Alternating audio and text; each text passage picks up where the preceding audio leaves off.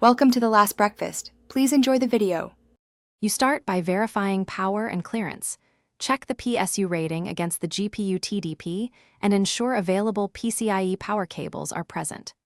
Once done, ground yourself with an anti-static strap and remove the case side panel.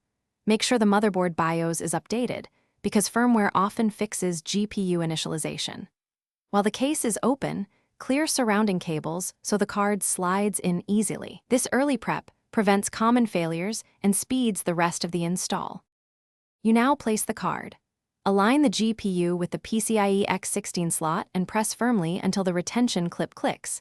This ensures full electrical contact.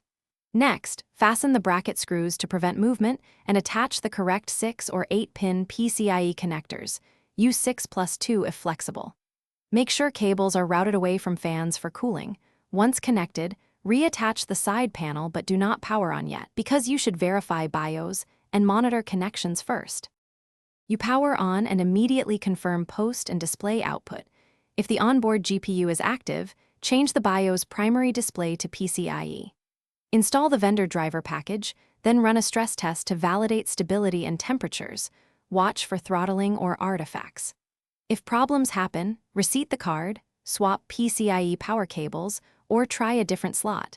These steps diagnose loose contacts or insufficient power. One key troubleshooting tip: swap in a known good PS.